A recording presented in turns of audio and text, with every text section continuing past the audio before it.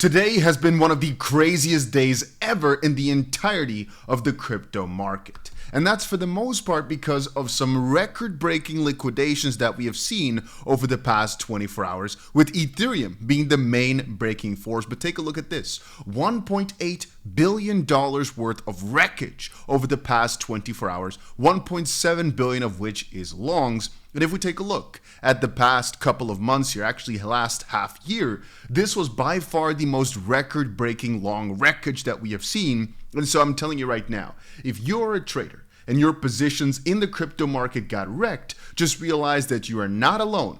Matter of fact, it's not even strange if you got absolutely destroyed overnight right here, because when I'm taking a look at my bot positions as well, damn, are we down significantly, right? And I mean, if I had opened this in the middle of the night, I would have probably hated myself even more because I mean, we're down tremendously. But the nice thing is, because of the strategies which we employ, it is actually quite nice, right? We make money off of volatility. And if we take a proper look, you can see the amount of transactions shot up tremendously because it is actually able to place, look at this, 500 transactions in a 24-hour period. And the XRP one, let's take a little bit of a look quickly. You can see right here, we are up a tremendous amount of XRP throughout this dip period here, a massive amount of transactions, matter of fact, 400, and every single one of these is about 0.5 XRP. So we made 200 XRP or $600 just from this bot alone. Even though we're down in trend, still, we sometimes take advantage of these, right? It's nice.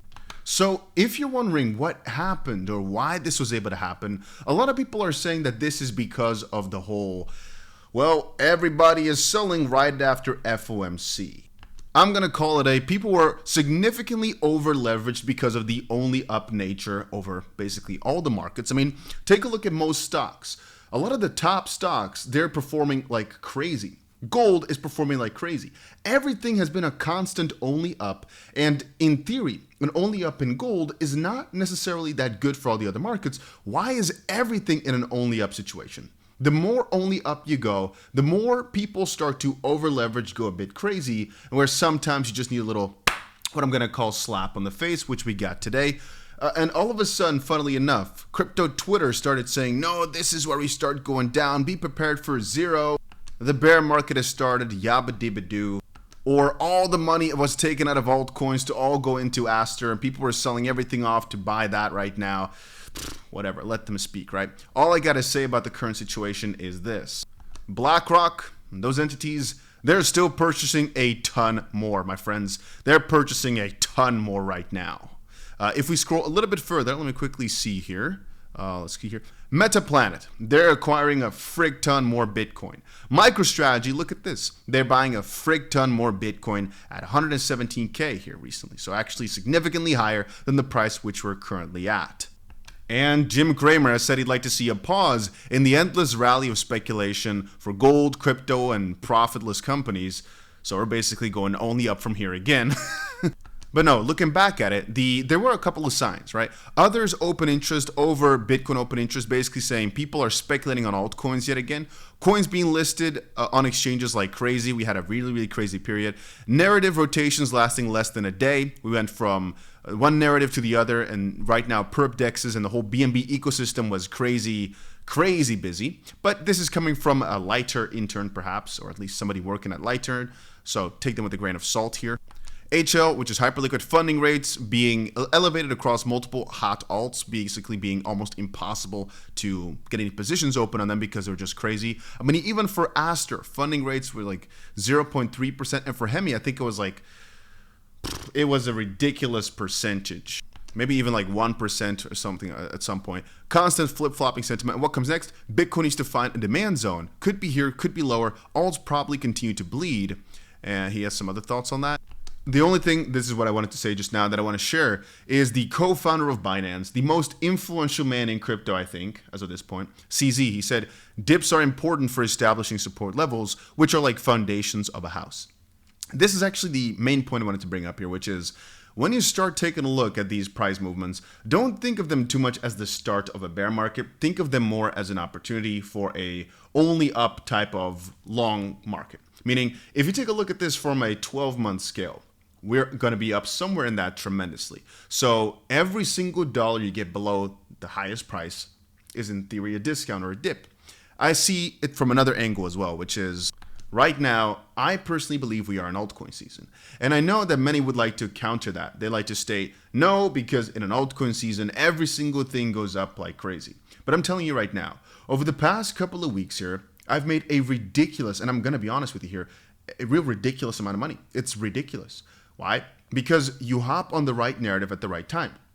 In a year period, you only actually need to be right a few times to make tremendous progress, tremendous gains on opportunities like Aster and perhaps the BNB eco pump that happened quickly afterwards if you caught on. But there's multiple of that with Hyperliquid, for example. So it's a trade for all. And this happens time and time again. Now, the reason I'm saying it is altcoin season is because a lot of you were not here the previous seasons. I'm going to tell you that every single time it happened, it's been different, and you really didn't know it was peak until significantly later. But also, we shouldn't always expect that every single coin across the board is going to run at the same time. Matter of fact, if, for example, now there's a little BNB ecosystem boom, this could be the start that ignites a different sector, which ignites a different sector, which ignites a different sector. Every altcoin season also has dips and bleed periods, especially when the market gets over leveraged. It flushes it out like just now, and it starts building from that again. Could there be a slow period for a few weeks? Sure.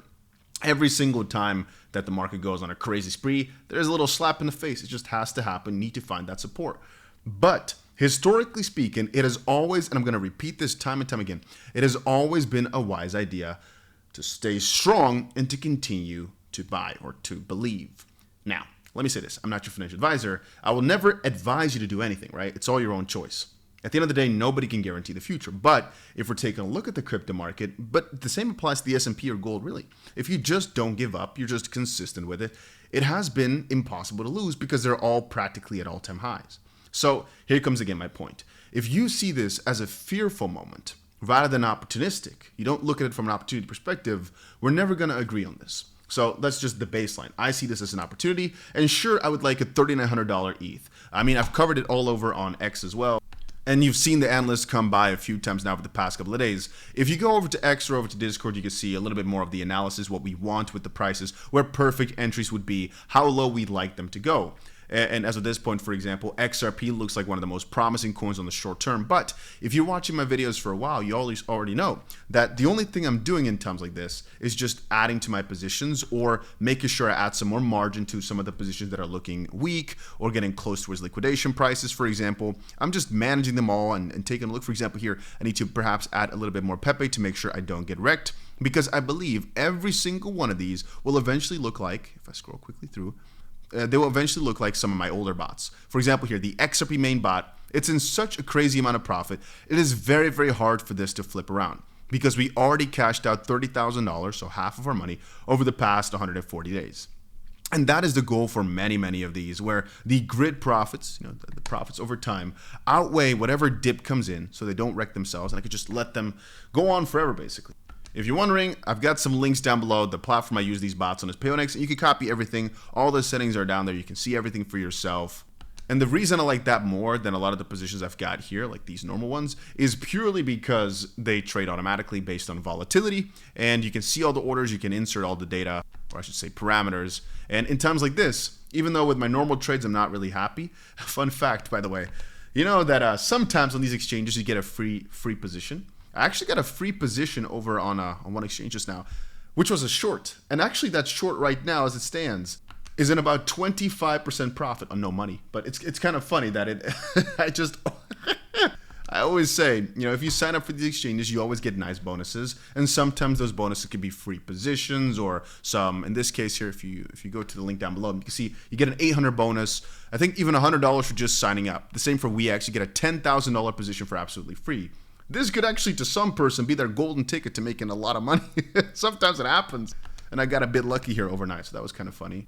But no, really, again, throughout this period, all I'm going to say is make sure you sit down and properly realize if you believe in the longevity of these coins. And if you do, see this as an opportunity and see it from the perspective that if you look back in a few months, you'll wish you went harder at these dips. And you don't got to be all in all at once, right? I always, like I said with the FOMC situation, it is wise to sometimes sell a bit when you're in a good amount of profit, partially because you can buy back, but also partially to take the edge off. The reason I sometimes lower positions is not because I don't believe the market is going to absolutely go crazy. Matter of fact, I've said it many times.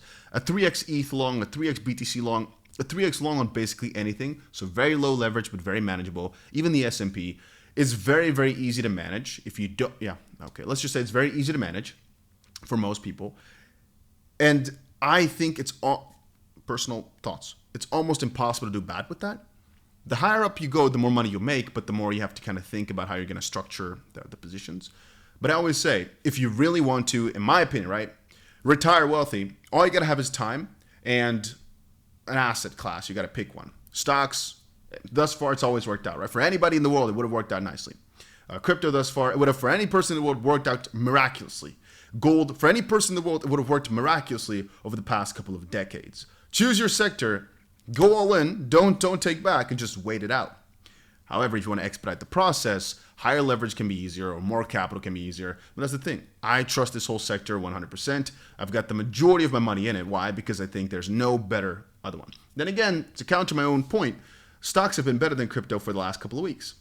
So sometimes it does serve to be diversified or serves to be in a different sector. It's not like crypto is the number one sector. Maybe chips, for example, with chip stocks or any AI stock really, or things in that nature could have actually been better recently.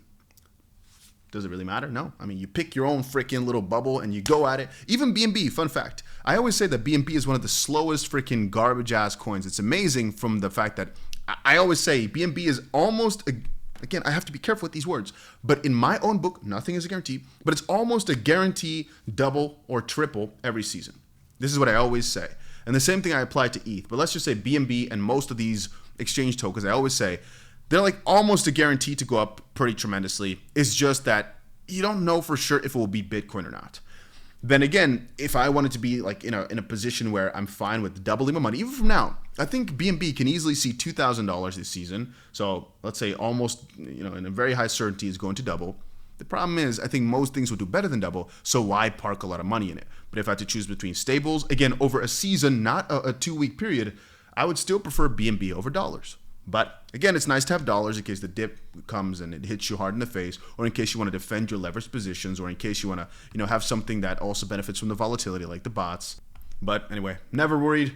These type of market flushes, they happen, and it can definitely hurt your resolve. But you got to understand the longer term vision. You got to understand that this is not a freaking sprint, all right? It's a freaking marathon. You got to be able to hold on, but eventually the patient will be rewarded.